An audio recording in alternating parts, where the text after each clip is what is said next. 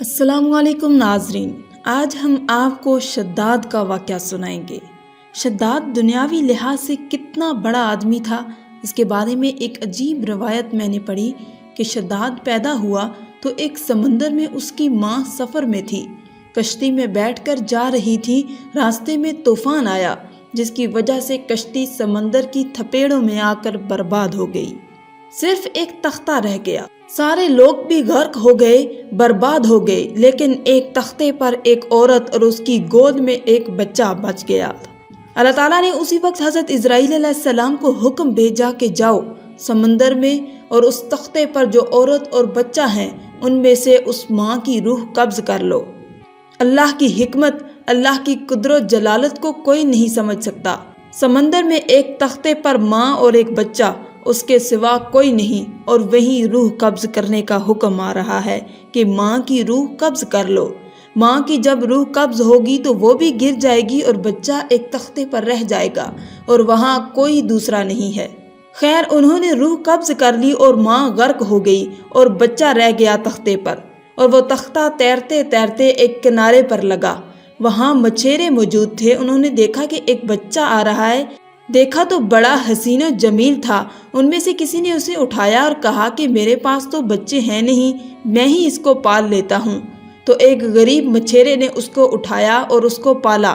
جب یہ بڑا ہوا تو ایک جگہ کھیل رہا تھا، راستے میں کھیلتا ہوا دیکھتا ہے کہ ایک بادشاہ کا لشکر وہاں سے جا رہا ہے۔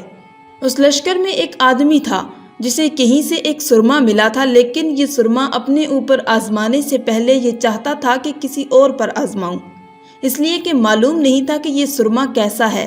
تو اس لشکری نے آ کر سرمے کی ایک سلائی لی اور اس بچے سے کہا کہ دیکھ یہ سرما ہے، بہت اچھا ہے، تجھے لگاتا ہوں۔ یہ کہہ کر اس نے لگا دیا۔ جب اس بچے کو سرما لگایا تو اسے زمین کے خزانے نظر آنے لگے، لیکن تھا وہ بہت چالاک، اس لیے کہ یہی شداد بننے والا تھا۔ تو اس بچے نے چیخنا شروع کر دیا، خوب زور زور سے چیخا۔ جب زور زور سے چیخا تو یہ آدمی پریشان ہو گیا کہ اسے کچھ ہو گیا ہے، کچھ مصیبت آ گئی ہے، سرما اسے فٹ نہیں ہوا، آنکھ اس کی ضائع ہو گئی ہے، اس لیے سرمے کی تھیلی وہیں چھوڑ کے بھاگ گیا۔ وہ بھاگا تو اس نے سرمے کی تھیلی اٹھا لی اور اپنے باپ کو جا کر کہا کہ میرے ساتھ ایسا واقعہ پیش آیا، میں نے چالاکی کی تو وہ سرما چھوڑ کے بھاگ گیا، اور اس سرمے میں ایسی تاثیر ہے کہ مجھے پورے خزانے زمین کے نظر آ رہے ہیں کہ وہاں سونا ہے، وہاں چاندی ہے، وہاں ہیرے ہیں، وہاں جواہرات ہیں، سب مجھے نظر آ رہا ہے۔ اس نے کہا کہ چلو جب یہ بات ہے تو کھدائی کریں گے۔ تو اب باپ بیٹے نے مل کر کھدائی شروع کر دی۔ جہاں جہاں یہ بچہ دکھاتا تھا کہ یہاں مجھے یہ نظر آ رہا ہے، وہاں کھدائی کی اور سونا مل گیا، کہیں چاندی مل گئی، کہیں کچھ ہیرے مل گئے، کہیں کچھ مل گیا۔ اب یہ کھودتے کھدواتے کروڑ پتی، ارب پتی، بڑے مالدار ہو گئے۔ ادھر یہ بچہ بھی بڑا ہوا۔ اس کے بعد اس بچے نے جو بڑا ہو چکا تھا وہاں کے بادشاہ پر بھی حملہ کر دیا اور بادشاہ پر قابض ہو کر اس کی بادشاہت چھین لی، حتیٰ کہ خود بادشاہ بن گیا۔ ایک عرصے کے بعد اس کے ذہن میں یہ بات آئی کہ مجھے دنیا میں جنت بنانا ہے۔ نبیوں کا مخالف، اللہ کا مخالف بڑا سرکش ہو گیا۔ دماغ میں یہ سمایا کہ اب دنیا میں جنت بنانا ہے۔ چنانچہ اس نے جنت بنائی، بہت بڑے علاقے پر اس کے گھر بسائے، عالی شان عمارتیں بنائیں، اس کے اندر درمیان میں باغیچے بنائے۔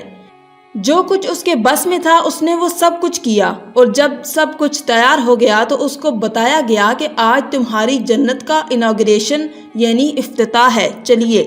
اب جو وہ افتتاح کرنے کے لیے گیا تو اپنی اس جنت کے اندر جانے کے لیے جو ہی ایک قدم اندر رکھتا ہے وہیں اسرائیل علیہ السلام کو حکم ہوتا ہے کہ اس آدمی کی روح قبض کر لو۔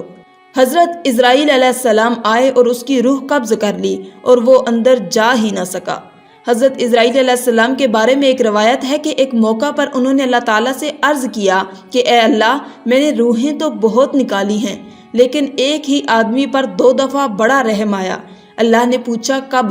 کہا کہ ایک بار اس وقت جب وہ شداد پیدا ہوا تو سمندر میں اس کی ماں کی روح قبض کرنے کا حکم آیا تو مجھے اس بچے پر بڑا رحم آیا تھا، اور دوسری مرتبہ اس بچے نے جب جنت بنائی اور جب جنت میں قدم رکھا تو آپ کا حکم آیا کہ اس کی روح قبض کر لو، تب بھی بڑا رحم آیا۔ بتانا یہ ہے کہ ایسی بے شمار مثالیں ہیں جن سے ثابت ہوتا ہے کہ نعمت کامل جانا اس بات کی دلیل نہیں ہے کہ انسان اللہ کا محبوب ہے، بلکہ ہو سکتا ہے کہ یہ نعمت اس کے حق میں ہلاکت بننے والی ہو۔ دیکھو اللہ نے کتنی بڑی دولت اس کو عطا فرمائی اور حیرت انگیز طریقے سے اس کو یہ دولتیں عطا فرمائیں، لیکن جب اس کو پکڑا تو کیسے پکڑا۔ قرآن کریم میں ایک جگہ ارشاد ہے، اور کافر یہ خیال نہ کریں کہ ہم ان کو جو ڈھیل دے رہے ہیں وہ ان کے لیے بہتر ہے، ہم تو ان کو اس لیے ڈھیل دے رہے ہیں تاکہ وہ گناہوں میں اور آگے بڑھیں، اور ان کے لیے ذلیل کرنے والا عذاب ہے۔